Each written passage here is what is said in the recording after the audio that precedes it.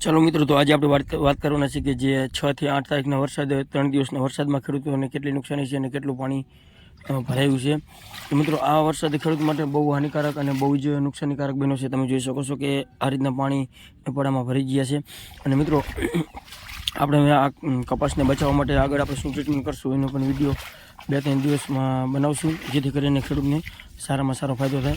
કારણ કે આ વરસાદના કારણે કપાસમાં ડોકા નમી જતા હોય છે, જે તડકો નીકળે એટલે। તો આપણે એને બચાવવા માટે, રિકવરી લાવવા માટે કપાસને શું ટ્રીટમેન્ટ કરશું એનો વિડીયો આગળ બનાવશું। તો જે ખેડૂત મિત્રો ન હોય ચેનલને લાઈક, શેર અને સબસ્ક્રાઈબ કરવાનું ભૂલતા નહીં। અને જો ફેસબુકમાં જોતો હોય તો પેજને ફોલો કરવાનું ભૂલતા નહીં। આવી સાચી અને સચોટ માહિતી મિત્રો તમને મળતી રહેશે। તો ચાલો આગળ આપણે તમામ પ્રકારનો તમને કપાસ દેખાડીશ અને કઈ રીતના કેવા પાણી ભરાશે તમામ પ્રકારની વાત આપણે કરશું। તો ચાલો વિડીયોમાં આગળ। હાલો, રામ રામ, સીતારામ, જય માતાજી તમામ યુટ્યુબ ફેમિલીને મિત્રો। તો કેમ છો બધા ખેડૂત મિત્રો? મજામાં જશો ને હું છું આપણો મિત્ર ભાવેશ। અને આજે તારીખ થઈ છે 8/9/2025 મિત્રો। તો મિત્રો આજે આપણે વાત કરવાના છીએ આ વિડીયોમાં કે આપણે છેલ્લા 3 દિવસથી એક જ ધારો વરસાદ વરસી રહ્યો હતો અને આજે હમણાં કલાક 1.5 કલાક પહેલાં બંધ થયો છે। અત્યારે સાંજના 5 વાગ્યા છે અને વરસાદ આપણે 3-3:30 બંધ થઈ ગયો છે। તો મિત્રો અત્યારે કપાસ અને મગફળીમાં પણ પાણી ભરાઈ ગયા છે। તો મિત્રો હવે આમાં પાણી થોડુંક સુકાઈ જાય, પાણી એટલે સુકાય એટલે કે થોડુંક મોરું પડી જાય પછી આમાં આપણે શું ટ્રીટમેન્ટ કરશું જેથી કરી અને કપાસ જે ડોકા નાખી દેતો હોય ડોકા નાખે નહીં અને કપાસ એકદમ આપણે ઊભો રહી જતો હોય છે। નકર આ કપાસમાં મિત્રો એટલું પાણી ભરેલું છે, તમે જોઈ શકો છો કે ગોઠણમાં પાણી ભર્યું છે। તો આ કપાસ ફ્લાવરિંગ એટલું બધું ખરી જતું હોય છે અને ડોકા નાખી દેતો હોય છે। તો એની માટે આપણે ટ્રીટમેન્ટ શું કરશું એનો વિડીયો આપણે 2 દિવસ પછી પણ બનાવશું। અને મિત્રો અત્યારે લગભગ વિસ્તારમાં વરસાદ એવો વધારે પડી ગયો છે, લગભગ 3 દિવસથી આ વરસાદ ચાલુ હતો, જે લગભગ સુરેન્દ્રનગર અને મોરબી વિસ્તારમાં વરસાદ વધારે છે। લગભગ કોઈ જ વિસ્તાર બાકી નથી। છેલ્લા 6 તારીખથી ચાલુ હતો તે 6, 7 ને 8, આજે 8 તારીખ થઈ છે। તો 8 તારીખે અત્યારે હવે વરસાદ થોડોક મોરો આજે હમણાં બંધ થયો છે। મિત્રો આ રીતનું પાણી એકદમ ભરાઈ ગયું છે, જોઈ શકો છો। મિત્રો તમારે કેવો વરસાદ છે અને કેટલું પાણી ભરાયું છે કોમેન્ટમાં જરૂર જણાવજો। અમારે જો આ રીતનું આટલું પાણી એકદમ ભરાઈ ગયું છે અને કપાસ પણ એકદમ નંબરની તૈયારીમાં છે મિત્રો। કારણ કે હજી પાણી થોડુંક નીકળતું જશે, ઓછું પડશે પણ હવે હરે કારણ કે વરસાદ હજી હમણાં જ બંધ થયો છે।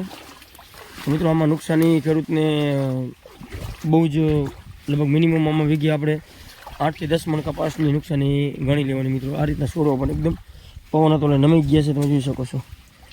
હવે આ છોડવાને જીત રાખવા માટે મિત્રો આપણે ટ્રીટમેન્ટ કરશું પાણી ઓછું પડી જાય પછી, કારણ કે અત્યારે એટલે પાણીમાં ગમે તે ખાતર પણ કામ કરતું હતું નહીં। તો જેથી કરીને કપાસ હવે જો 2-3 દિવસ તડકો ન નીકળે તો વધારે સારું, કારણ કે જો તડકો નીકળે તો આ કપાસ એકદમ બધો લંઘાઈ જતો હોય છે, ડોકા નાખી દેતો હોય છે, પણ એ કપાસ બચી જશે એની માટે આપણે ટ્રીટમેન્ટ જરૂરી છે મિત્રો। તો મિત્રો આપણે આગળ વિડીયો પણ બનાવશું જેથી કરીને કપાસને ડોકા નાખતો બચાવવા માટે। મિત્રો તમારા વિસ્તારમાં કેવો વરસાદ છે કોમેન્ટ કરીને જરૂર જણાવજો। અમારે તો વરસાદ છેલ્લા 3 દિવસથી એક જ ધારો મુશળધાર વરસાદ ચાલુ રહ્યો અને એક જ ધારો વરસાદ વધારે પડવાથી આ પાણી ભરાણા છે અને અત્યારે ખેડૂતને નુકસાની પણ એવી વધારે પડતી છે, કારણ કે આ વરસાદ અત્યારે કોઈને જ લાભદાયક નથી, બધાને નુકસાનીવાળો જ વરસાદ ગણવાનો। કારણ કે હવે બધા મોલ પાકવાની તૈયારીમાં છે।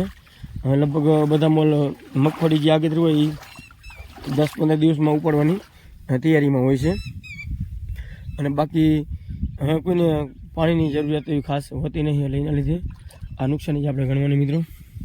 આમાં દવા બવા છાંટીને કપા એકદમ આપણે ગ્રીનરી વાળો એકદમ કૂણો કરી નાખ્યો હતો, જેથી કરીને આપણે આગળ છંટકાવ પણ એક જોરદાર આપણે લીધો હતો। એ પણ વિડીયો આ બાજુ આ પૂરું થશે એટલે બાજુની સ્ક્રીનમાં મિત્રો તમને જોવા મળશે। તો મિત્રો આ વરસાદ લગભગ વિસ્તારમાં હશે, કોઈ વિસ્તાર બાકી નહીં હોય કે આ વરસાદ નહીં હોય મિત્રો। તો આ વરસાદની નુકસાની લગભગ ખેડૂતને વેઠવાનો વારો આવી ગયો છે અને વરસાદ પણ છેલ્લા 3 દિવસ 5 તારીખે ચાલુ થયો હતો તે સતત બંધ જ નથી થયો મિત્રો। અત્યારે આજે બંધ થયો, બાકી 1 મિનિટ પણ બંધ વરસાદ થયો નથી, એટલે આ રીતનો વરસાદ વધારે વરસી ગયો છે, જ્યાં અમુક વિસ્તારમાં વધુ અમુક વિસ્તારમાં ઓછો મિત્રો। તો અહીંયા આપણે પાણી નથી, કારણ કે ઓલાકન નીચાડે એટલે અહીંયા થોડુંક પાણી આપણે ભરેલું છે। તો મિત્રો કપા આપણને આવો હજી તો આવો છે, તમે જો કોમેન્ટમાં જરૂર જણાવજો કે કેવો કપાસ છે આ રહ્યો મિત્રો, અને તમારે પણ કેવો કપાસ છે મિત્રો। તો મિત્રો વધારે વરસાદ આવવાથી ને પાન પણ બખા પાડી દીધા છે. અમુક પાન જે પાકા પાન હોય આપણે આ રીતના મોટા પૂરા આવે વરસાદના એટલે આ રીતના બખા પડી ગયેલા મિત્રો વધારે હોય છે. તો મિત્રો આ પાન આ રીતના તૂટી ગયેલા છે. જે પાકું પાન હોય એને બખું પડી જાય, બાકી જે કૂણું પાન હોય એને કંઈ જ થતું નહીં, કારણ કે પાકા પાનમાં કડક પાન હોય એટલે એને છાંટો આવવાથી મોટા પૂરા આવવાથી બખા પડી જતા હોય છે, બાકી કૂણા પાનને કંઈ ન થાય. તો બસ આજે વિડીયો માટે વિડીયો જોવા બદલ તમામ ખેડૂત મિત્રોનો ખૂબ ખૂબ આભાર. Thank you.